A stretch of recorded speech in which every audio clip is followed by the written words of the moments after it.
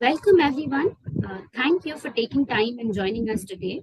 So, brought to you by FOGSI and GastroLabs for the first time launched in India, bringing a revolution in endometriosis. Let me take a moment to introduce the convener and moderator for today, Dr. Komal Chavan.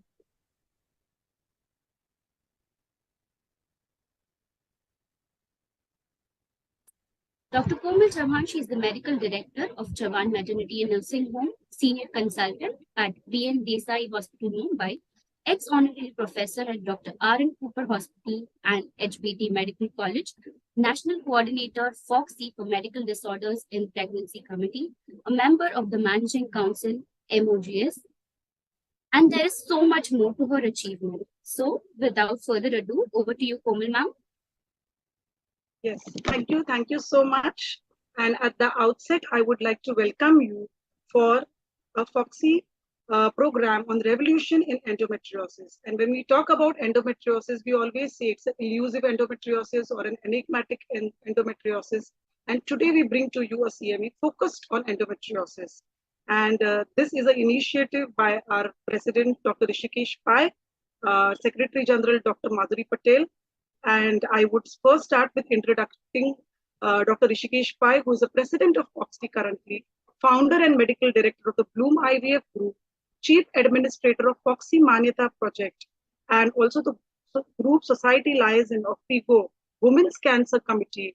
He has been the editor of the Indian edition of British Journal of OBGYN and in the editorial board of Global Reproductive Health, board member of IVF Worldwide.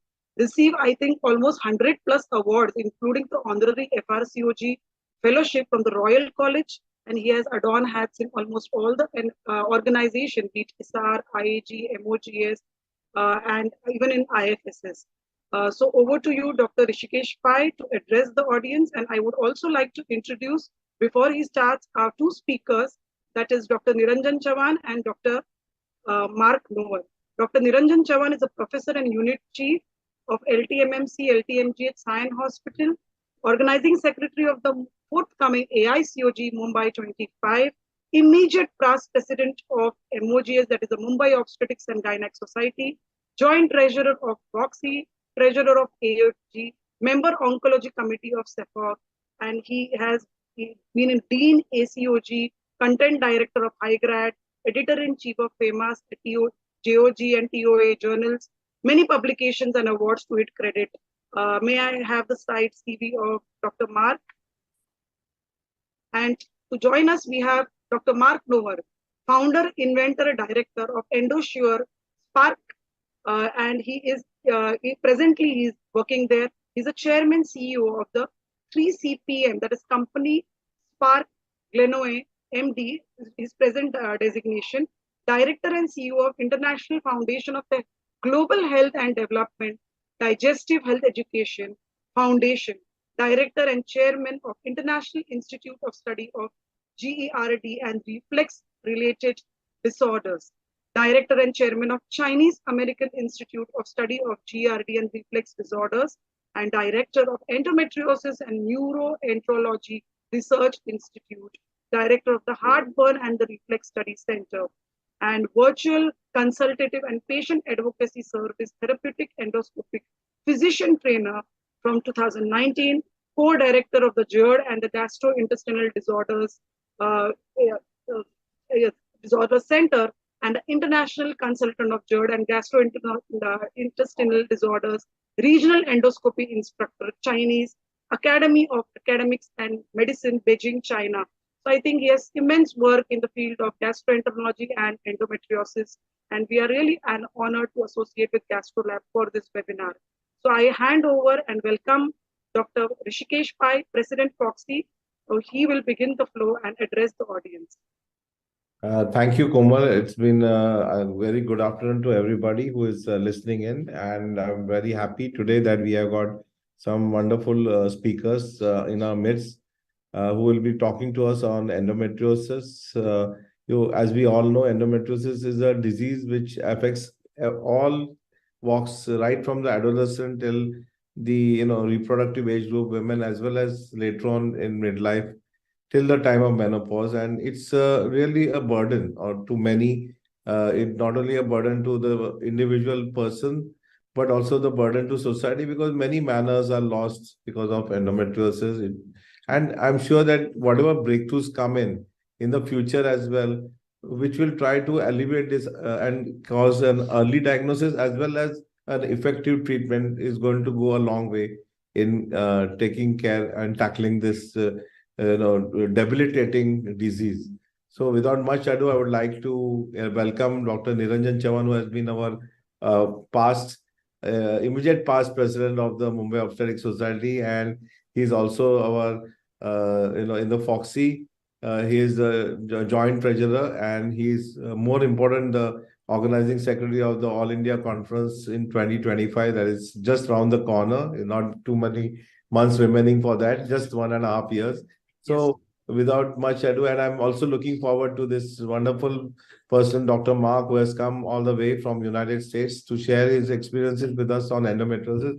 So we are looking forward to a very fruitful and interactive session on what's new in treatment of recurrent endometriosis, as well as what's new in the diagnosis, early diagnosis, and a different kind of diagnosis of endometriosis. So over to you, Dr. Niranjan. Thank you so much, sir, for that kind introduction. Endometriosis is a common condition which we come across in various sites of the body. And it's an honor today that we have Mark Noar, a pioneer in getting this test launched in India. And I'm really thankful to Dr. Hrishikesh Pai, our president of FOGSI, and TOG, Science Integra, coming together on 1st May 2023 for this wonderful program, where I can see so many of you being there and listening to our program. We have endometriosis, which is found in so many places. Not only it is available and present in the genital system, but it is also present in various other organs.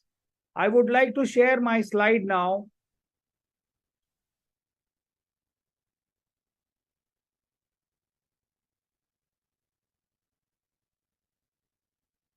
My topic will be on recurrent endometriosis. We have patients which we have endometriosis into the ovary, in the pelvis, in the omentum, in the sigmoid colon, in the colon, in the bladder, and in various other places for which we can diagnose MRI, we can use ultrasound, we can use FNAC, we can do CT and find out.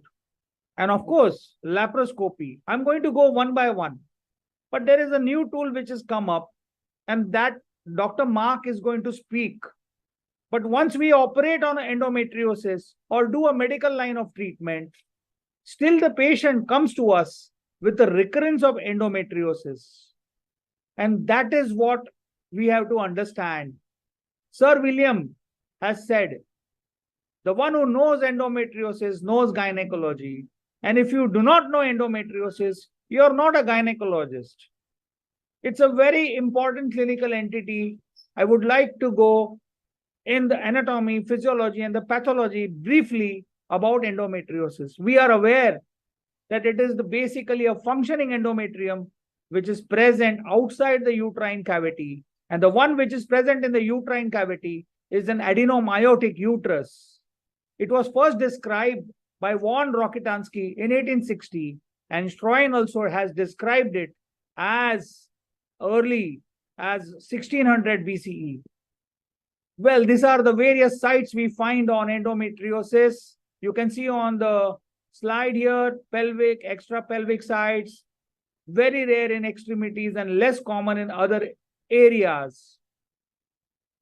And the prevalence of this endometriosis is about 6 to 10%. You have about 30 to 40% of infertile patients who come with endometriosis, treated, operated. We can also find endometriosis in multigravidas after the age of 35, having 2 children, coming back with endometriosis. That is surprising to see by us in the clinical settings. I would like to just briefly go through the histogenesis These are the various theories we find: reflux and direct implantation theory, coelomic metaplasia theory, vascular dissemination theory, autoimmune disease theory, and there are other expressions of metalloproteins where there is overexpression and there is increase in P450. This slide explains us that it is an attack through all the aspects you find here, and that causes endometriosis. And then the worst scenario is the recurrence which occurs after 1.5 years, after 2 years, after 3 years, after 5 years, in spite of doing an initial conservative surgery or giving a definitive or a semi-definitive or a medical line of treatment. Even ACOG has expressed that the common site of recurrences again occur in absence of a uterus, even after doing a TLH in bowels. So it is very important that the first surgery is a very important surgery. The initial surgery has to be a classical one. It has to be appropriate. It has to be full. Otherwise, the patient again comes back with recurrence, and a repeat conservative surgery has to be done. And then the range of the recurrence is 20 to 40%. In spite of doing a very good laparoscopic cystectomy, you will find that an endometrioma has again reoccurred after a few years. So it has to be understood that the first surgery has to be the best one. The symptoms are similar to that of endometriosis. What you find initially, those are pelvic pain, dyspareunia, vaginal and rectal bleeding is a worst scenario, low back pain, and painful defecation. Symptoms are here also written. You can go through it, but most importantly, there are painful bowel movements. If it is in the rectosigmoidal plate, if it is in the vaginal rectal plate, it is going to cause a very painful amount of bowel movements and affecting the total psyche of the patient. You have patients who are anxious. You have patients who are always nervous. You have patients coming with every monthly this issue, and they cannot bear it. So you have to understand that in spite of the best surgery, there are certain issues. Why we have recurrence? Why? They are not seen by the naked eye. They are the deep endometriotic lesions you can find in the rectovaginal plate. You have done a very good surgery, but they recur again, especially in the subperitoneal spaces. There are certain atypical and non-pigmented lesions which you find here.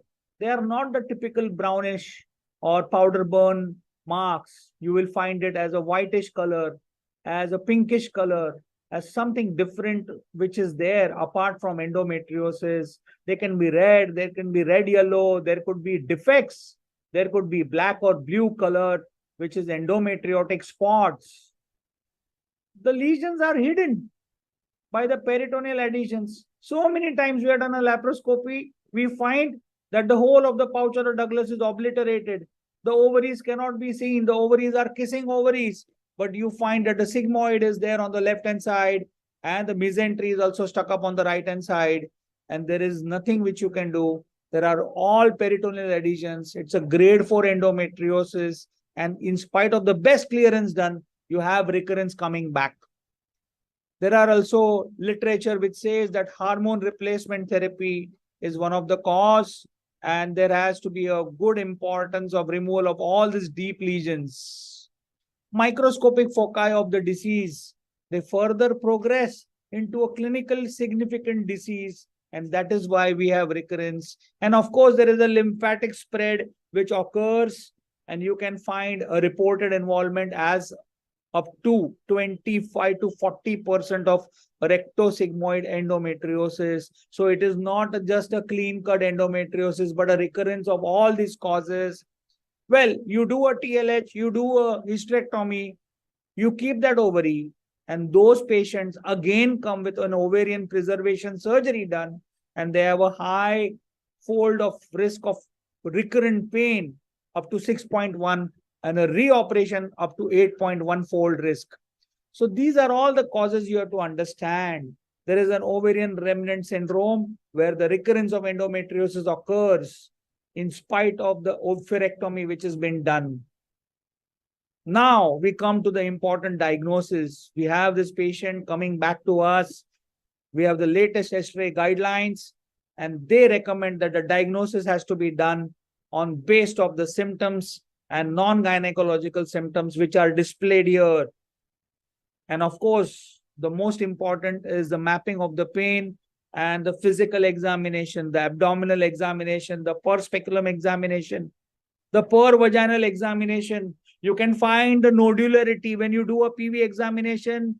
The cervix is downwards and backwards, and the uterus is retroverted. It cannot be lifted up, and you find the nodularity into the uterosacrals.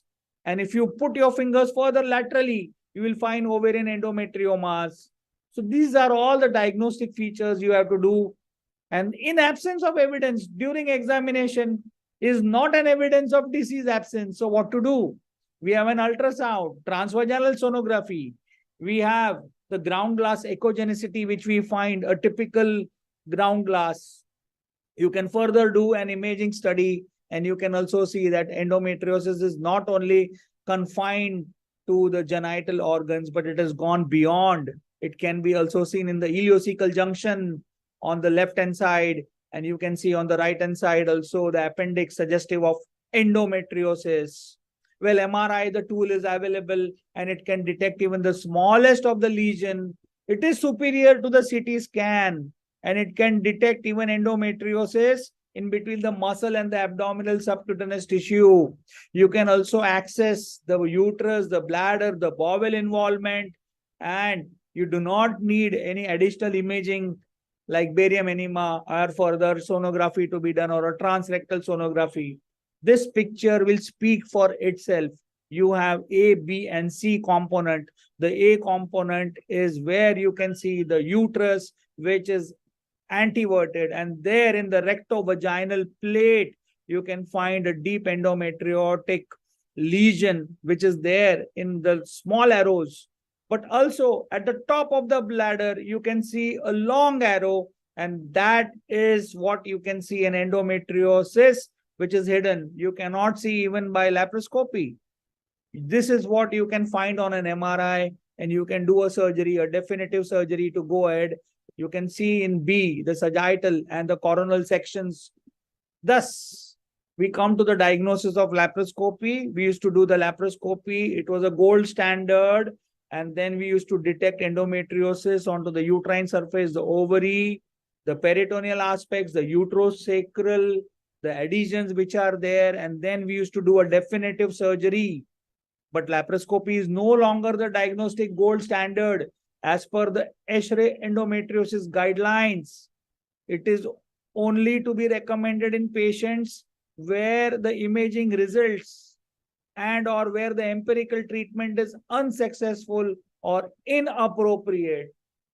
So we still have to change our mindset. We need to change our mindset. We have to understand this is the least function LF score at the conclusion of the surgery, which will tell us the fertility and post-surgery betterment in the management of endometriosis. We always follow the American Society for Reproductive Medicine classification. It stages endometriosis from stage 1 to 1-4. Whenever do a laparoscopy, we have to have the diagram, and you put those marks onto the ovary, onto the uterosacrals, onto the bladder area, further adhesions between the ovary and fallopian tube. And then further, as the stage increases from mild to moderate to severe, you find even the obliteration of the cul-de-sac. You find deep endometriosis, kissing ovaries there, and the whole of the obliteration. You cannot see the pouch or a Douglas. You cannot see the rectovaginal plate. And there you find the totally severe grade 4 endometriosis. So we need to do a surgical management in such cases. We have already done before, but now we need to understand to do a definitive surgery if she has completed her childbearing and she has pain, she has endometriosis, TLH, or an open surgery, total abdominal hysterectomy with bilateral salpingo-oophorectomy with excision of all the endometrioma or endometriotic spots, whichever you are seeing with a naked eye, onto the peritoneal surface, anywhere, and lysis of adhesion. A definitive management is the most optimum thing if she is more than 35-40 years and has completed the childbearing age. But a semi-definitive procedure will be given to patients who are still fertile, who want children. They have to be preserved with an uninvolved ovary. However, there is a 6 times increase in the risk of recurrence and 8 times reoperation rate, which we need to explain to our patients. So basically, when you go ahead and do a management, a definitive management or a semi-definitive management, you should see and treat and then go ahead to do this laparoscopy. Cystectomy is the best option, a proper cystectomy with proper peeling of the endometrioma and doing a proper irrigation. Also, proper fulguration is very important. Worst scenario, you might have to do a Luna or to do a presacral neurectomy if the pain is there. So that you will have to do with a surgical involvement faculty. Now I would just go to one of the case reports, 28-year-old. She came to me, married since 9 years, severe pelvic pain, severe dysmenorrhea. She had undergone a history of laparotomy with a right ovarian cystectomy 4 years back, with an ultrasound now showing 7 into 6 into 4.5 centimeter, which is showing a ground glass echogenicity and most likely to be a chocolate cyst. This is what a picture is there. We go ahead and do a definitive treatment, a removal of that ovarian endometrioma, or rather a semi-definitive treatment, and we reduce and remove that either by laparoscopy or an open surgery, whatever the best option is there. The second case report is 47-year-old nulli gravida with symptomatic adenomyosis, which is posted for a TLH with BSO. Intraoperative, the uterus was bulky, adenomyotic, 8-week size. There is an evidence of grade 4 endometriosis and bilateral tubo-ovarian mass with sigmoid colon and rectum adherent to the posterior surface of the uterus. I have a video. I will show it at the later half if the time permits. But this is what you need to do, a surgery, a TLH and BSO, either an open or a laparoscopy. Post-surgery, it is very important. But some of the patients also require a pre-operative medical line of treatment. And the idea, you have to understand and individualize a properly individualized assessment. You have to induce amenorrhea. You have to create a hypoestrogenic environment. And the drugs which can be mentioned here is Dynogest. This is the new kid on the block. It is 2 milligram once a day given for 3 months. And you can give it at a very longer period. You can give up to 9 to 10 months, take a break of 1 or 2 months, and again give. And there are studies even that Dynogest has been given for 5 years. So that is just to tide the crisis away, and the patient is better off with pain symptoms and much better during her periods. OC pills were also recommended. In my time of residency, we used to give danazol 200 milligram 3 to 4 times a day for 8 to 9 months. But the better drugs available is leuprolide. There is GnRH agonists. They cause pseudomenopause state. It causes, however, osteoporosis. So you need to give an add-back therapy in such cases. There is also aromatase inhibitors, and they are the preferred drug in deep infiltrating endometriosis. And of course, Mirena, medroxyprogesterone acetate, NSAIDs can also be added in this treatment. So you have to understand this is a medical line of treatment, a surgical line of treatment of definitive and semi-definitive, and also you have a pre-operative management where you can give this patient GnRH agonist or Mirena, and then that reduces the endometriosis-associated dyspareunia, the menstrual pain, and then you can go ahead. But there are no trials that compare the hormonal suppression of endometriosis before and or after surgery or with surgery alone. Post-operative management is also very important, and we have to give this so that it causes a hormonal suppression of endometriosis. But there are no benefits which have been found in the studies. The available literature strongly supports that the benefits of prolonged amenorrhea after the surgery is helpful in preventing recurrence of endometriosis. So we have two schools of thoughts where you can give and where you cannot give.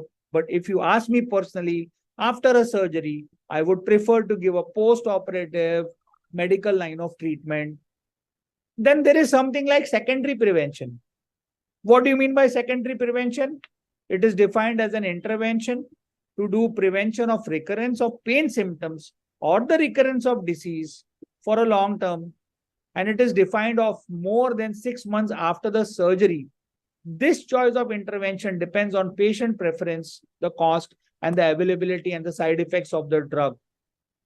So now, when we come to endometriosis and the management, there are certain recommendations which are given. And that is the studies on GnRH antagonist. The treatment supports their use as a second-line treatment option.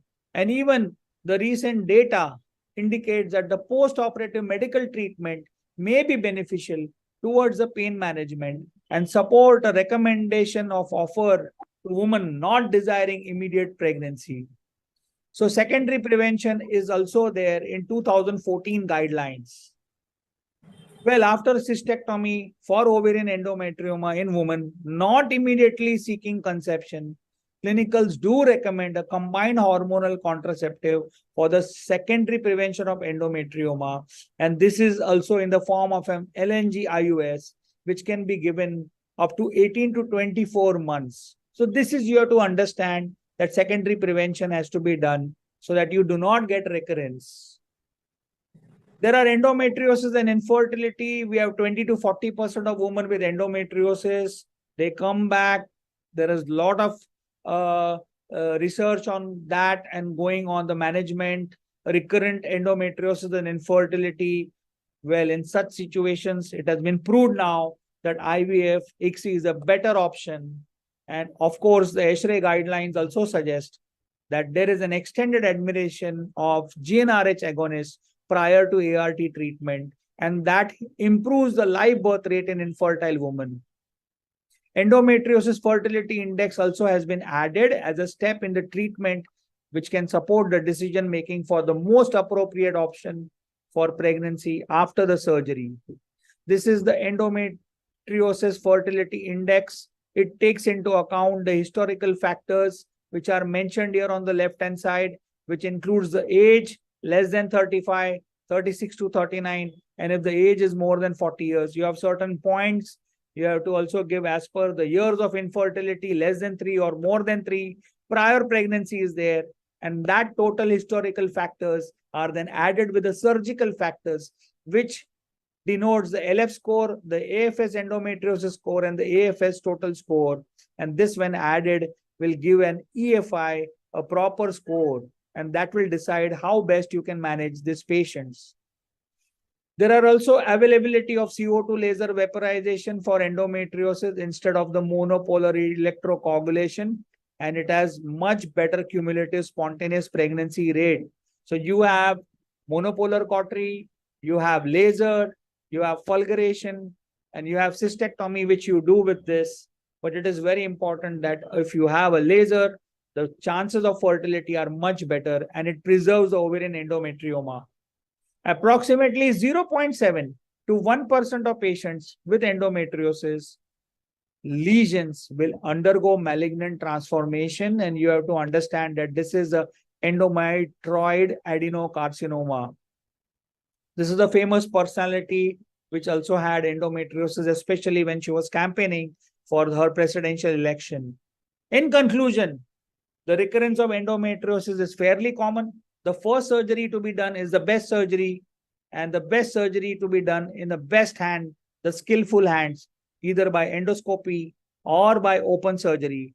It will reduce the rate of recurrence. However, there are still going to be lesions which are going to come back, and that can be as high as 40%. But the most common reason is incomplete resection, because there are certain microscopic foci which escapes detection. There are deep endometriotic foci which are not seen by the naked eye, and they are still embedded, and they come back. And that is what the recurrence is importantly there. And that's why we need to do a secondary prevention by giving a medical line of treatment.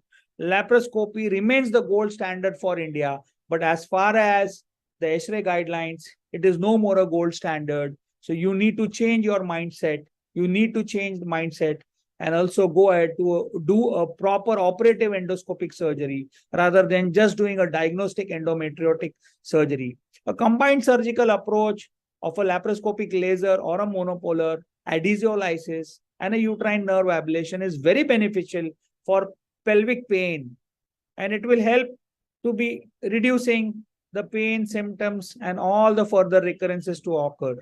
Medical management can be given preoperatively, but the post-operative medical management is also to be given thought, especially when the patient doesn't want fertility. You can still continue the medical line of treatment. Interventions are there which may be required, and it is important that it can be given more than 6 months after a surgery has been done.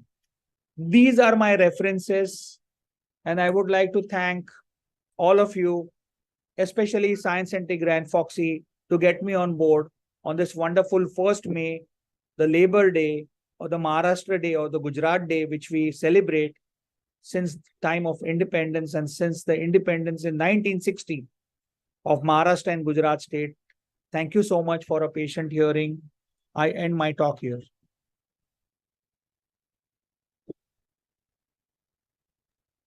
Thank you so much, Dr. Niranjan Chavan. It was a very elaborate presentation about the recurrent endometriosis and the management, highlighting the surgical aspect so well. And there are so many messages coming in the chat box, appreciating your talk and other things.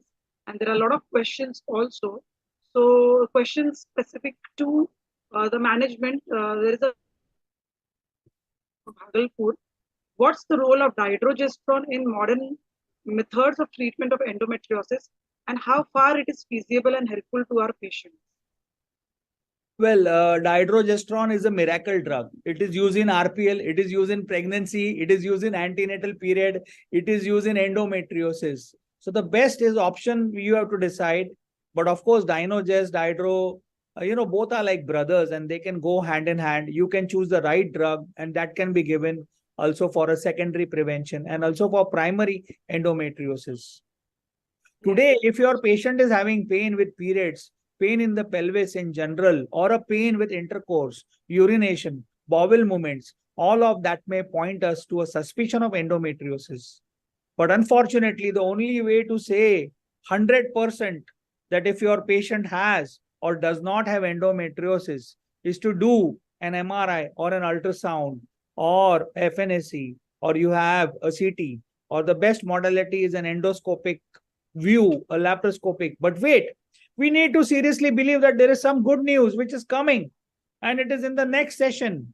And that is what I would be very glad to all of you to go ahead and get Dr. Mark further to this program following my lecture. I'm very eager to hear. India is very eager to hear that this is the first time a launch has been occurred in India. And I'm really grateful to Dr. Hrishikesh Pai and Science Integra and GastroLab, which is going to come up with this modality. This is going to be the game changer. This is totally going to change the whole perspective of how you would diagnose endometriosis. Welcome, Dr. Mark.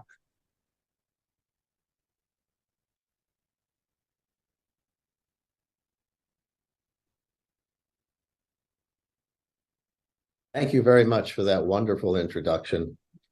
It is a great honor for me to be able to be here and to be able to launch this product here in India.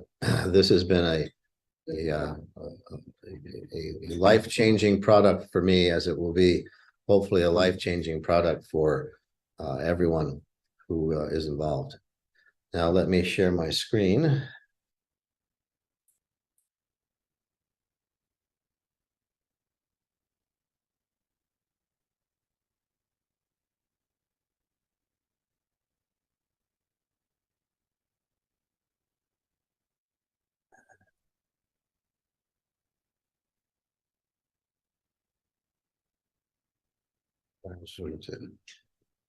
Hold on, we're just having a technical difficulty here. There we go.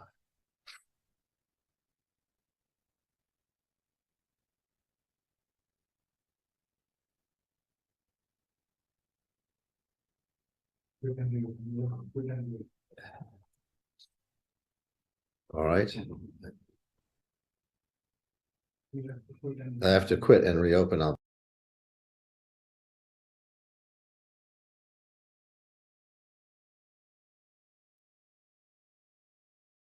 Yes, I think Dr. Mark will be joining soon to present his talk. And we have a lot of congratulatory messages in the chat box for the webinar, congratulating Dr. Hrishikesh Pai, Dr. Niranjan, and Team Science Integra for this wonderful webinar.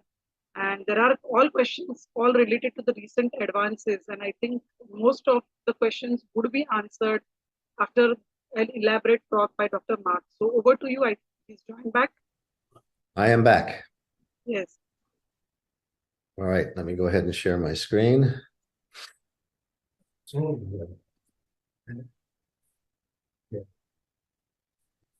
right.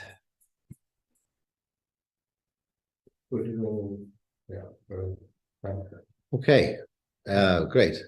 Everyone can see that screen perfectly? Yes. Wonderful. So today we're going to talk about a new development that's come along. I shouldn't say new, it's actually quite old, but we've been able to finally launch this product. I want to be clear that first, what we are talking about is electroviscerography. This is a regulated medical device that is meant to detect the myoelectrical activity that is given off with contraction of the smooth muscle anywhere within the abdominal cavity, be it abdominal or related to the gastrointestinal tract, the uterus, the fallopian tubes, or even the urinary system. But in this particular case, it's mostly the small bowel contractility that is abnormal in endometriosis. And this is married with what we call a clinical decision tool, which is the AI-derived threshold score of that intra-abdominal myoelectrical activity that helps us to predict the presence as well as the spectrum of disease of endometriosis. You can see my disclosures as well as my credentials there. This all began in 1998. So many of us who have been in practice for long enough become what I call medical archaeologists. We go back into the literature and we find all of the things that we should have known but didn't, because medicine advances at such a rapid rate. This is a colleague of mine. This paper was published by Dr. John Mathias and the surgical colleague, Robert Franklin, who was a well-known surgeon in the US a number of years ago. And what Dr. Mark, yes. Mark, may I request you to please make it full screen? We are able to see two slides together. This is share the entire screen. Yeah. It is shared. Let me stop sharing. All right, let me stop sharing. Dr. Mark, there is a use slideshow on the left-hand corner. If you press that, yes. Got it. Okay, thank you. Yeah, welcome.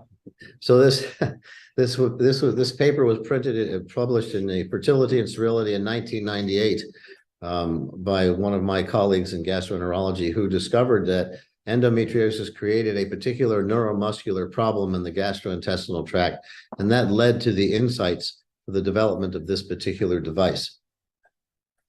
And he found this was not only this was exclusive to endometriosis, but he also found the etiology that he published in this paper, and that is very, very simple. All endometrial tissue, no matter where it is located in the body, produces very significant amounts of PGE2 and PGF-alpha, regardless of location.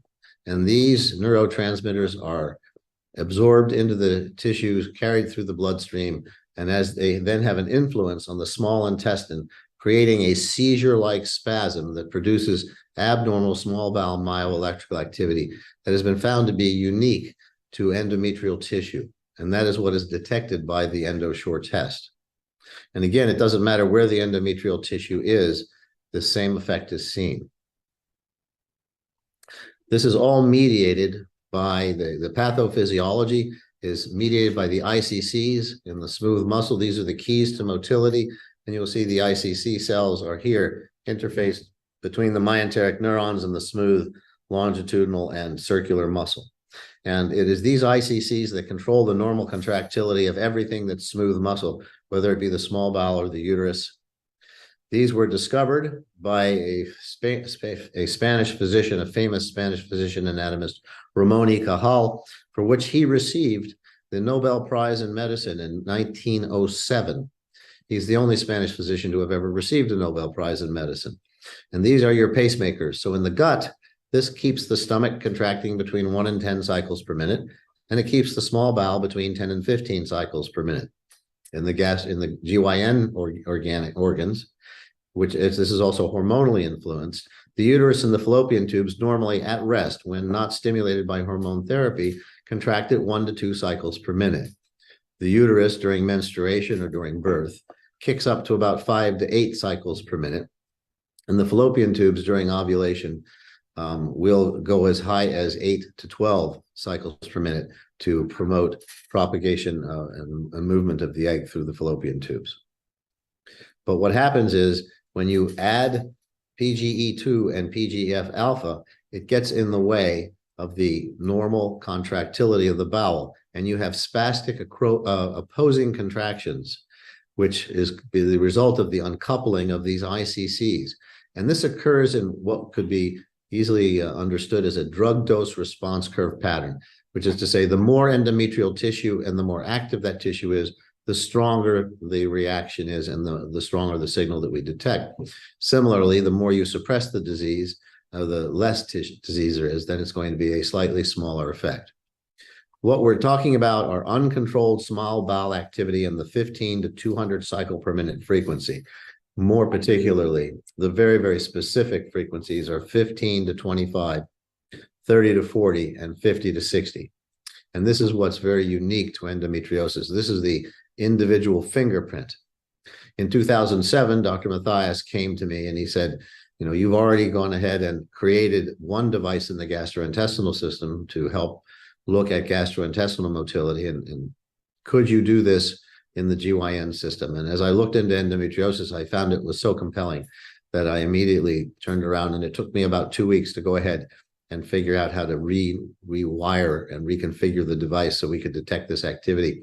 And what was important is not only could we detect the abnormalities, and this will be important to further discussion, is we can see when it goes back to normal, giving us the possibility to not only see to detect the disease, but to detect when we've done something positive to modulate the disease. This is the device itself. It's actually quite simple. There's a respiratory belt that goes above the clothing, above the breasts. This is a stretch sensor so that the machine knows when there is respiration at 25 cycles per minute, as opposed to contraction of the bowel at that same frequency. The device itself is this small box here, which is the size of 2 cell phones on top of each other. This is what does all of the detection, all of the filtering, which is then sent to the computer for analysis. With that are these proprietary electrode pads. Now, we're all used to the standard electrode pads with the 1 centimeter circular diameter area of wet gel in the center, which are effective for cardiographic uses, but we need to be able to sense much lower frequencies. So these pads are capable of sensing across the entire 4 centimeters. They are dry gel pads. And the reason for the dry gel is that it eliminates artifact and it allows us to sense down to these lower frequencies. Now, it's 4 centimeters across the surface of each pad, but these cone out to about 20 centimeters in the intra-abdominal and intrapelvic area. So we are essentially sensing this signal from pubic symphysis to xiphoid process using these proprietary electrodes. The test itself that powers this is a very old test that's been standardized through the literature. It's called the water load test. And what we're doing is we're activating the contractility of the bowel to bring out these abnormal frequencies caused by the presence of endometriosis. After a 6 to 8 hour overnight fast, the electrode pads are placed on and left for a period of 10 minutes. The device is then connected, the belt is placed across the chest, and after a baseline period is obtained, the patient is asked to drink water until full. That's just plain water until they feel completely full. This takes approximately 2 to 3 minutes, after which the patient remains in a reclining position and we gather 30 minutes worth of data. At the end of that time, that data is sent to the computer, the analysis is done, and you have a diagnosis, yes or no, for endometriosis. So again, this is a 30-minute diagnostic test for endometriosis. This is to give you an idea of the contractility that we're talking about and how the graphical representation is. This is what a male would be. When we initially started doing this, no one had ever looked at these upper frequencies using this particular device. And so we studied men and women. We studied more than 3,000 or 4,000 men and women with all types of diseases because we needed to see, were there other diseases that caused similar problems? The area really that we're concerned about is this area from about 15 all the way up to 60 cycles per minute. This happens to be the example of a male. Here is a female patient. And again, in this area of 15 to 60 cycles per minute, we don't see really anything but very little bit of random activity. So this gives us our baseline and enabled us to calculate what normals were, for which we could compare abnormals. And this is what we talk about when we talk about the unique fingerprint of endometriosis. Now, here's that same normal graph in the upper side of the diagram. And here you can see this 15 to 25, very, very prominent set of peaks. Another set here at 30 to 40, and another set over here at 50 to 60. This is that unique fingerprint. There is no other disease other than one caused by endometrial tissue that gives this type of activity, fingerprint in the small intestine. So yes, that means not only endometriosis will do it, but so will adenomyosis. And this is what we detect. Now, of course, it would be impossible to release a device that would require physicians to look at lines like this, curves like this, and to make a diagnosis, because inevitably there would be arguments. People would be turning their heads sideways and squinting their eyes and arguing about what was positive and what was negative, nor can we determine sensitivity or specificity from looking at a graph. And so what you do then is you look at the numbers which represent the power of the curve under the graph. And that's what you do. And when you do that, here's an example of the difference. Your bottom row here is the normal patient. Your upper row is an endometriosis patient. And if you look at these signals, you can see a striking difference of a 40 to 80-fold difference here in this particular column, similar fractional increases in those others. So that's the difference between an endometriosis patient and a normal patient. Very, very different numbers when we look at that percent of power under the curve. So that gives us the ability to now do the statistical analysis and run our study. And that's the study that we designed, which is 154 patients. We have cohort 1, which is our non-endometriosis normal cohort. This was combined of healthy, normal, asymptomatic women, as well as women with abdominal pain without endometriosis caused by IBS, IBD, biliary, or urological origin. Now, I mention these diseases because when we studied our 3,000 to 4,000 patients, we studied specifically women with IBS, IBD, biliary tract disease, gallbladder disease, pelvic inflammatory disease, polycystic ovary disease, as well as urological diseases such as infections and interstitial cystitis, all of which have been confounded with endometriosis. So we included them in the study because we also determined that they do not have that specific fingerprint. Cohort 2 is what we would call the gold standard cohort. These are women who underwent laparoscopic evaluation, were found to be positive for endometriosis, some with excisional biopsies, but none with full therapy. And they underwent this particular test after they had undergone their surgery. And cohort 3 are our proof of concept or our validation cohort, which were women who were coming in preoperatively for evaluation who had suspected endometriosis with plans for laparoscopic surgery for diagnosis. And this was all done under the auspices of the Women's Hospital of Texas, IRB. Now, when we look at the demographics between all of our cohorts, the thing that stands out is cohort 1, which was the endometriosis-free cohort, had significantly less pain than those of cohorts 2 and 3, which were our endometriosis patients. The only other notable difference here is that in the cohort 1 group, there were no Asians, but the other ethnic groups were equally represented across the cohorts. And BMI had no influence at all with regard to demographics, nor the results of the test. Now, remember, I had mentioned we used a blended cohort of healthy normals, or rather endometriosis-free normals, which were combined with healthy normals as well as those who had no endometriosis but pain from other causes. And so when we do our statistical analysis, we wanted to be sure if we could combine them together into one group. So we wanted to see statistical homogeneity. And in fact, there were no statistical differences between these two groups. And so they make our non-endometriosis normal group. The numbers are 62 patients were in cohort 1, none of whom had the qualitative pattern for endometriosis. In cohort 2, our gold standard group, all 43 of the enrolled patients had that positive pattern for endometriosis. And in cohort 3, there were 49 women, 47 of whom had the specific fingerprint pattern for endometriosis, 2 of whom did not, who then subsequently went to surgery. And we had 47 of 47 who were positive for our test demonstrated endometriosis at laparoscopy, and the 2 who were negative were also negative at the time of laparoscopy. We're giving us a 100% concordance with surgery. We will comment more about that 100% accuracy rate later. All 4 ASRM grades were represented in this group, of course, with a predominance of grades 3 and 4. I will also mention that all of these women were on hormonal therapy for a minimum of 3 to 4 months, which was either birth control pills, a Mirena type uterine device, intrauterine device, or gonadotrophin axis blockers. When we compare the results, the area under the curves compared to our non-endometriosis cohort 1 to cohorts 2 and cohort 3, as you can see here, we see significant differences between our non-endometriosis and our endometriosis cohorts.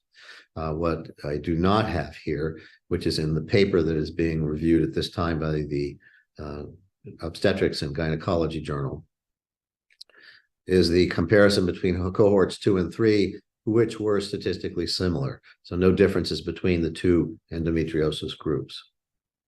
So once you have findings like this, you then decide it's time to go ahead and do our sensitivity, specificity, and predictability calculations. So we use that area under the curve, which is the classic statistic that you will use for predictive probability. We test this at all frequency levels, as well as at all sampling levels at 0, which is baseline, 10, 20, and 30 minutes after the water load.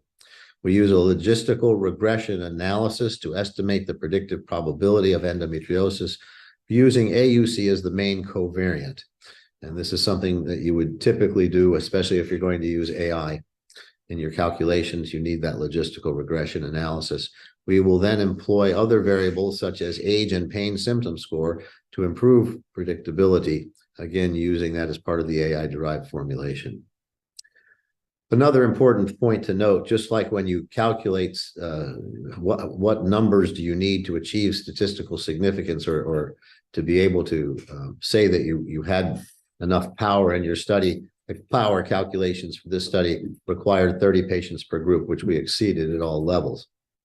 But for when you're using AI, the similar question is, what qualifies you to use AI and to be able to use it successfully? And so there are 2 factors that you have to keep in mind. And one is that you need a current factor value of at least 0.5 or higher, which is what we set ours at. So that's 0.5 for the women to be diagnosed with endometriosis or to be endometriosis free. The other category is you want to have a 1 to 10 factor for every variable. So we're studying 3 variables. We needed to therefore have 30 women per group, which we again succeeded in having. So we validated our use of artificial intelligence in our calculations. We then estimate the sensitivity, specificity, and predictive values. And one other thing I happened to notice when we were running through the data, in that there was a difference in the results. There's about a 4% variance in women who are 35 and under compared to those who are 36 and older, likely due to the falling off of estrogen production if 36 and older, in the 36 and older group, especially in this estrogen-dependent disease. Now, when we look at our predictability, the classic way you do this is you look at the area under the curve ROCs, and you want to get as close to the value of 1 as you can, which means that you want your data grouped up into that left-hand part of the diagram as much as possible. And in the age 35 and unders, we're at 0.9979, pretty close to 1. And then for our age 36 and olders, remember there was a small variance, and we're at 0.9847. Again, very statistically significant in terms of our predictability. once you see values like this, you get very excited because you know that you've got a test that's going to be extremely successful. So now when we go ahead and we take a look at our quantitative values and look at our sensitivity, specificity, and importantly, the C statistic, here are all the different permutations that we had the artificial intelligence programs run through.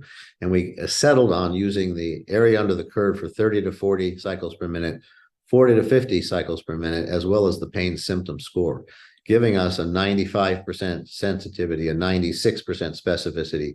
And very importantly, so the bad news is we're no longer at 100%, but we're at 99+% in terms of our predictability. So the C statistic briefly just means what is the probability that a woman will have endometriosis if her test is positive. So again, that's 99+% for those who are age 35 and under. Now, one thing I want to direct your attention to that's very important is that you'll notice here in the group, the 25, using the area under the curve for the 15 to 20 cycle per minute plus pain symptom scores, we had very similar results in terms of sensitivity, specificity, and the C statistic.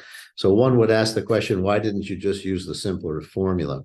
And there's a very good answer to that. Remember now, we wanted to make sure that we weren't going to have any false positives, so we had to exclude other diseases that could interfere. And biliary tract disease or gallbladder disease comes in at 14 to 18 cycles per minute. And that would be a confounding factor. So knowing that we did not want to have a false positive diagnosis of endometriosis in someone with gallbladder disease, we chose to exclude those frequencies from the analysis and still ended up with a very, very respectable sensitivity, specificity, and C statistic. Now that's the 35 and under group. Let's take a look at the 36 and older. Remember, I said there was about a 4% variance. And so you'll see here that our sensitivity drops from 95 to 91%. Our specificity goes from 96 to 95%. And our C statistic drops from 99+ to 98%. Still very, very healthy predictability using this particular test. So where are we at the end of the day, having completed the study and run the analysis? One more thing to tell you. So how is it that we actually tell you a patient has endometriosis? And this is that clinical support tool, the AI-based calculator. So what you get at the end of the day is you have this calculation device and you will insert the 30 to 40 cycle per minute numbers here in these columns representing 10 minutes, 20 minutes, and 30 minutes after water load, the patient's age, as well as a GI symptom score, which is a modified Endo 4D standardized published pain scoring system. And then it does the calculation, and you then look down at the age group, and this particular patient is 43, so she's greater than age 35, and you look at the p-value that is derived, which in this particular case happens to be 0.18, indicating that this woman likely does not have endometriosis. Now, there is a chance, we've not seen false positives, but there is a slight chance that you may have false negatives. And so we use a secondary calculation that is very sensitive to make sure that this is a true negative as opposed to a false negative. And this also gives us a variable score. And so we call that the severity index calculation. And you can see here, her value is 0.2883386. It has to be 0.5 or higher in order to have endometriosis. So her severity index is very low. And this confirms she does not have endometriosis. And so this calculation is automated by simply putting in those several numbers that I spoke about in the beginning. And we have found that these numbers that you get calculating out of the severity index happen to be corresponding to the ASRM surgical stage. So therefore, this is our severity index that appears to calculate in concordance with the surgical stage. Now, there are some caveats, and that is the coexistence of adenomyosis and endometriosis will influence the score. And so in order to have it correspond to surgical stage, we have to do a slight surgical stage adjustment when adenomyosis is found concomitantly. What does all that mean? Well, when we take it out into the field in a clinic like one of yours, and you have 9 patients in this particular case at a large MIGS center on the West Coast in the US, there were 2 normals, and you can see here those 2 normals. at the top, and number 1 and 2. And then 3 through 9 are all patients who are going to surgery within 2 or 3 days. And the thing that you'll find remarkable is that the stage 4s, the grade 4s, all were at the 0.9 or higher level in terms of our scoring system. The grade 3s were the 0.7 to 0.9 to just below 0.9. And the grade 2s were 0.6 to 0.7. And grade 1s, which we have in other studies, are all in the 0.5 to 0.6 range. So we appear to have a tool that not only tells you yes or no, you have endometriosis, but is able to tell you the intensity or the severity of the disease.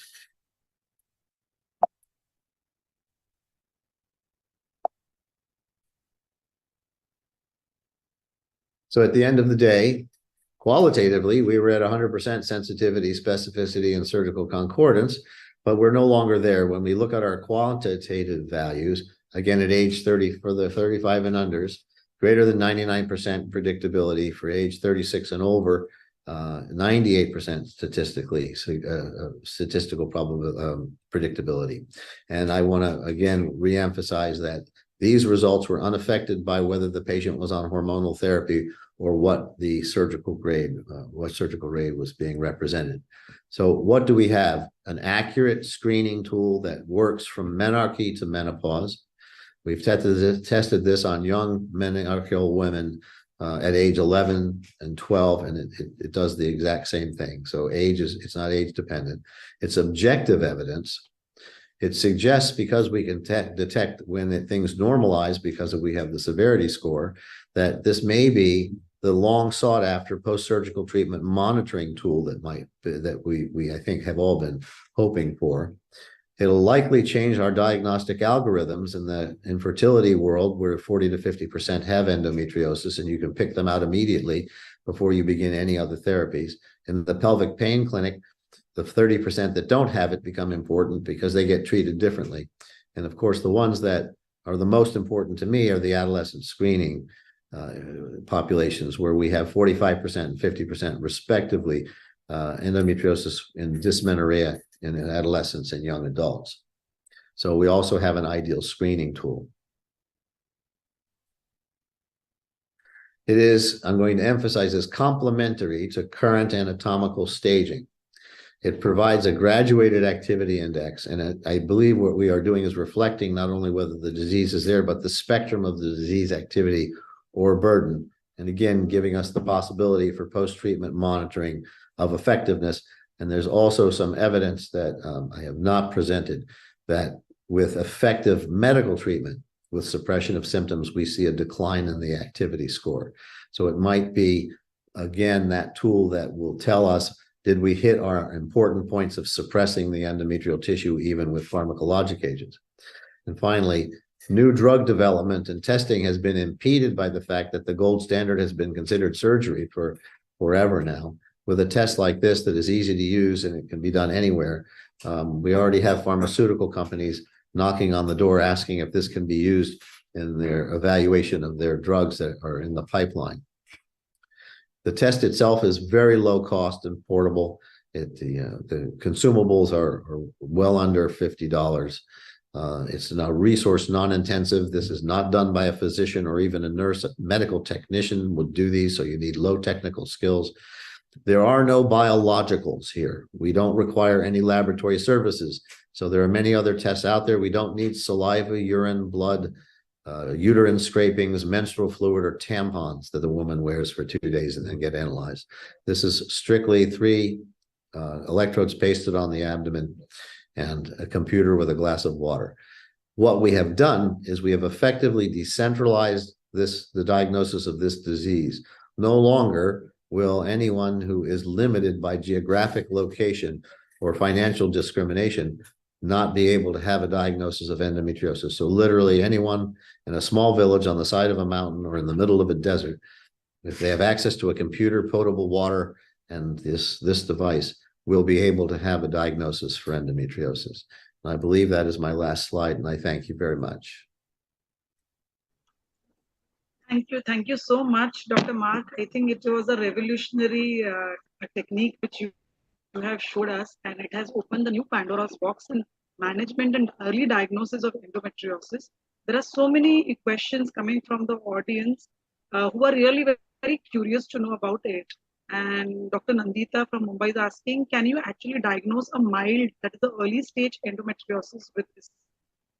So the answer is yes, and I will tell you when we released this device in Europe a few weeks ago, I was in Denmark, and they of course presented some very difficult cases to test out the system.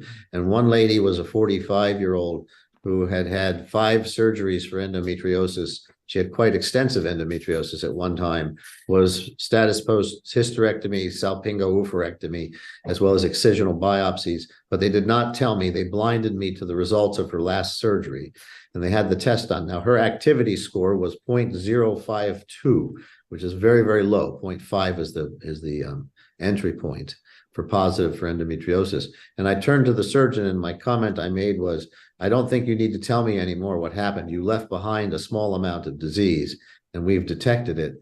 And in fact, what they left behind was 2 2-millimeter lesions that they left on the colon because they didn't have permission to do a bowel resection at the time of her last surgery. So we can detect down to minuscule amounts. And I will tell you, it doesn't matter that it's in the abdominal cavity either. There was another woman who I recently was able to do, who had excisional biopsy. They felt that they got all of the endometriosis, and her test was positive, remarkably positive, with a score of 0.86.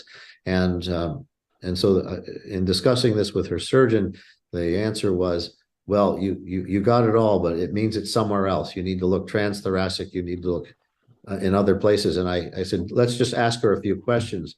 And one of the questions I asked is, have you had any problems in the last year or so with any joint swelling or stiffness that you didn't have before? And in fact, she complained of swelling and stiffness in her left knee. And so we directed them to go ahead and get an x-ray and then call the orthopedic surgeon, who went in and resected the endometrioma in the joint space of the left knee. So we're even able to detect extra abdominal, extra pelvic disease down to very small amounts. Yes, so I think early diagnosis is possible. The thing which comes into my mind is that will we be able to know the severity of the disease by this technique? Like, we can diagnose the presence of endometriosis. Will we know the advanced recurrent endometriosis, or deep infiltrating endometriosis? Will we know what stage we are managing? So far, the preliminary data suggests that we are tracking with the ASRM stage. Now, we have not gone against any of the other staging systems, and we can easily do that. There are some caveats, and again, this comes from the experience in using the test over the past 3 or 4 months. There was one patient who I had indicated probably had stage 4 disease, and at the time of surgery, the surgeon came back and brought his films with him, and she clearly had stage 2 disease based on the ASRM system. And so I couldn't explain this, except that as we were looking at the surface of the uterus, I asked him whether or not he felt the patient had adenomyosis, because it sure looked like it to me. And he said, in fact, she probably had about a 92% replacement of her entire uterus with adenomyosis, explaining why we have such a strong signal as opposed to regular endometriosis. So those are some of the things we have to think about. And there's one other caveat, and that is degenerating myomas, degenerating fibromas can also generate a lot of prostaglandin, and as a result could give a false positive in this test. Yes, thank you so much. There is one question from Dr. Pal Mackingham from New Jersey. He has described a French research team had developed a microRNA signature for diagnosing endometriosis through a simple saliva test. Its validation is a large cohort and could soon allow doctors to have a cheap, non-invasive and accurate tool to be used to diagnose the disease. And so for the time being, it's difficult to identify with any certainty. He has asked, how do you compare this product with that test?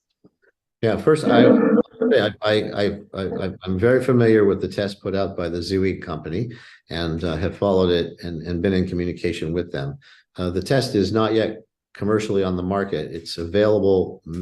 They say it's available, but no one can actually get the test. So first, it's not available. Second, it's a very good high sensitivity and high specificity test. It's clearly non-invasive. The only caveat is I would have a hard time calling it inexpensive because it's 900 euros a test, as opposed to, and you're also going to wait 2 weeks for the results to be, for the specimens to be sent back to France to be analyzed, and then to have the results sent back to the doctor. So there are time issues, there are certainly cost issues, and compared to something that's probably around $40 and you have an instant result, I think it will be complementary, perhaps in some areas. Yes, yes, absolutely. I think the time issues and the costing is definitely going to be one of the major factor in deciding. We really need to arrive at a diagnosis at immediately rather than waiting for such a long time. And So the I other think, problem, with biologicals is, whether it's saliva or blood or uterine scrapings or endometrial flow, is that you have to store it properly, you have to send it properly, and so Yes. it's very resource intensive. So there's a lot of indirect resource costs that you don't see because of the requirements to properly store and process biologics. I think that explains. There are most of the questions I think were about the non-invasive technique, and I think you have almost covered it in your talk. We really want to know, in a country like India, where we have a lot of people having this disease, like how feasible it would be for every clinic to have this machine in their place.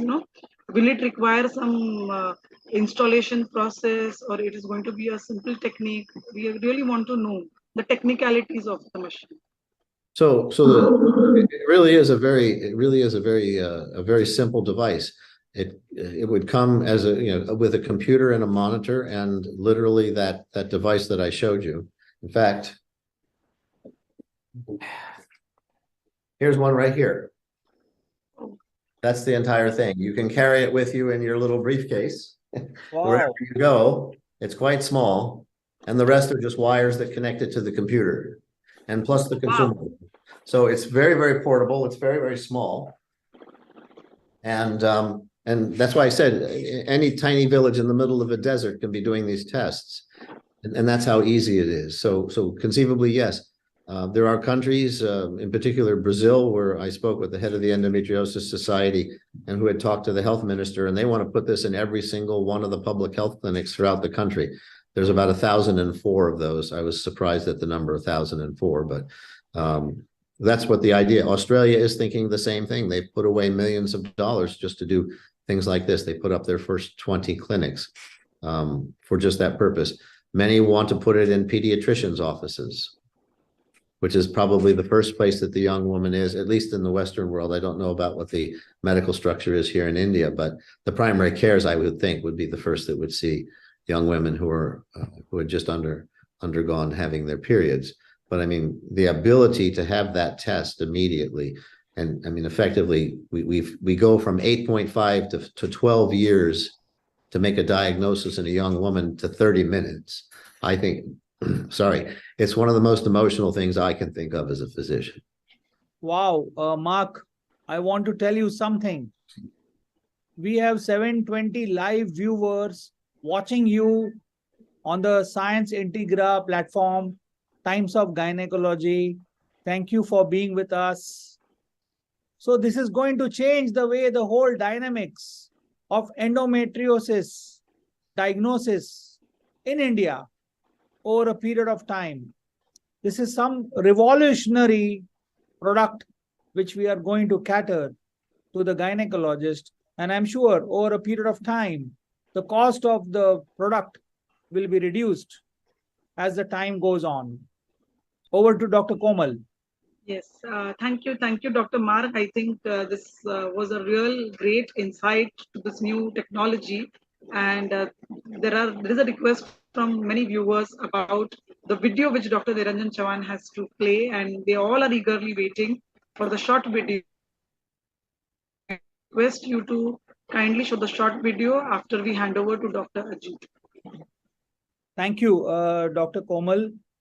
With all the due permission, this is a video which we are going to show now for a total laparoscopic hysterectomy with bilateral salpingo-oophorectomy in a 47-year-old adenomyotic uterus having endometriosis in both the ovaries, and totally the ovaries are stuck up to the posterior surface of the uterus, and also the left ovary is totally covered by the sigmoid colon, and on the right hand side also the ileocecal junction and the appendix is also stuck to the ovarian surface. Even the pouch of the Douglas is obliterated, and this is grade 4 endometriosis in this 47 years old nulliparous woman who has got recurrence of endometriosis. I will be playing this video for the benefit of the audience as they are much more curious after Mark's lecture. Thank you so much.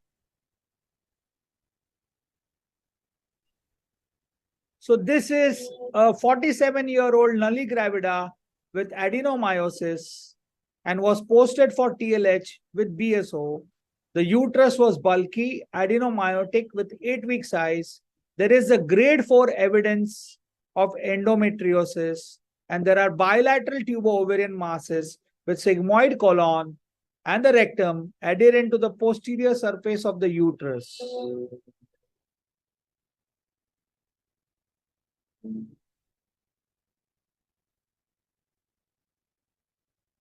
So this is what we proceed with the TLH. We see the round ligament. We use the harmonic, make it blanched.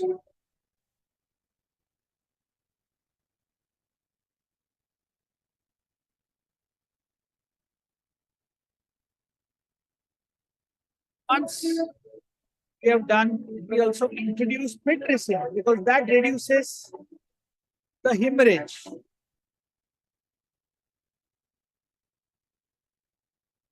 On the left hand side, we have cut the round ligament. Now we are opening the UV fold, which you can see.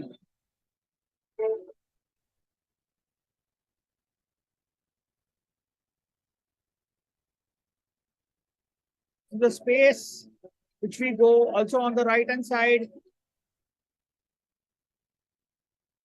And we lift up the recto-vaginal plate can be seen. There is total obliteration. Now we have separated the sigmoid colon away.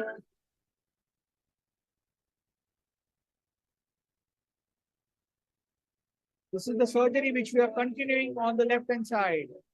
The uterines are taken on the left and the right hand side.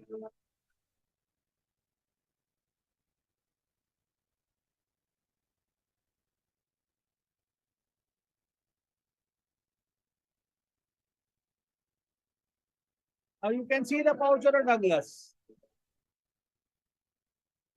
Now once the UV fold has been pushed down, we are going to open the vagina.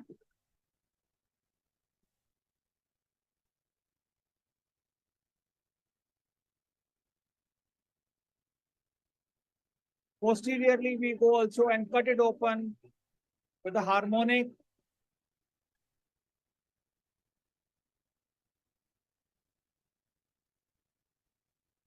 Now this adenomyotic uterus is totally taken out. Now we close the vagina.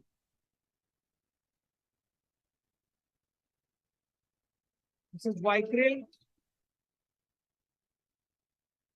Achieve hemostasis. Close it in 2 sutures which are taken here.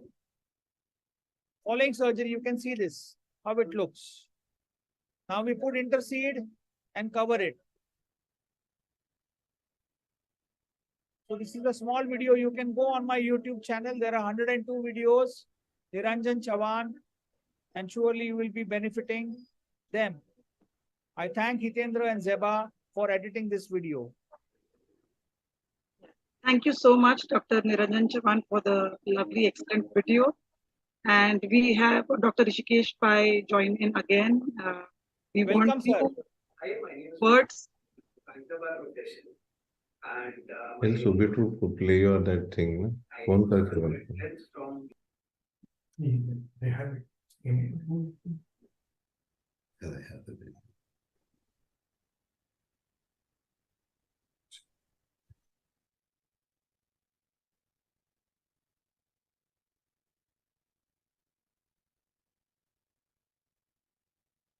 Is the screen visible? Yeah, visible. Can you Yes. go to the video? We can hand over to Dr. Pai or Mr. Ajit. No, I think first you just play the video and then I'll conclude. Okay. So just play the video. Add the sound, please.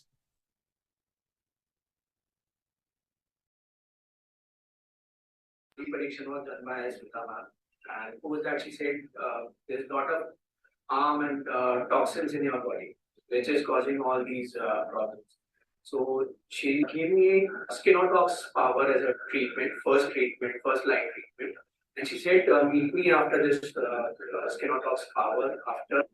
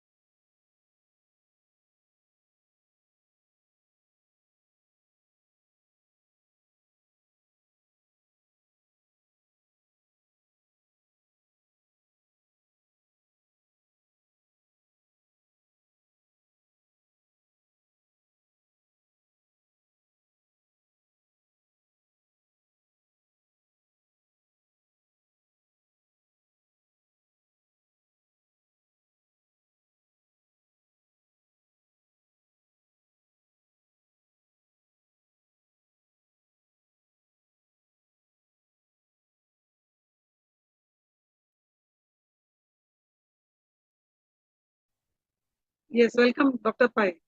Hi, I hope you guys had a great time today and getting into insights of on endometriosis and different new modalities of diagnosis and yeah, rounded up by a wonderful video shown by Dr. Niranjan Chavan on surgical aspects of endometriosis as well. So I think that we are moving towards more of non-invasive early diagnosis kind of era, and this is what my whole concept of this year is all about. It is I called it femtech. So it's technology driven, Yes. and more technology is coming in the form of new innovations backed by a lot of scientific tenor by a lot of researchers and backed by artificial intelligence as well. So we are going to have this new decade of exciting inventions which will effectively help in implementing good therapies at the ground level. That's what it is all about, trying to treat our patients with minimal invasiveness, early diagnosis, and effective treatment. So I will leave you at that, and I would like to thank Dr. Mark and Dr. Niranjan and Dr. Komal for wonderfully doing this program on endometriosis. And I would like to wish you all a happy International Labor Day. May 1st is the International Labor Day. And let us all think about those workers who work and toil for us throughout the year. And without them, the world would not have been that great a place. And let us wish them the very best. Thank you very much for a wonderful session. Thank you so much, sir. And I think we are seeing all the revolutionary techniques in your presidential year, and with your theme, Badlav, with Ekikaran and Takniki, I think we are seeing technology and the AI and the newer tools for diagnosis. And this is going to make things very simpler in the longer run. And we are very thankful to you for this wonderful focused webinar on the revolution in endometriosis. I thank Dr. Hrishikesh Pai, Dr. Madhuri Patel, Secretary General, Dr. Mark, who has joined, and we can see Dr. Mark and Dr. Pai together. It's such a great thing to see them both together. Dr. Niranjan Chavan for this lovely lecture, and the team Science Integra for hosting this. Thank you so much for keeping me on roll. And thanks a lot for all the viewers who have come here and joined in large numbers to watch this webinar. Thank you so much. Thank you.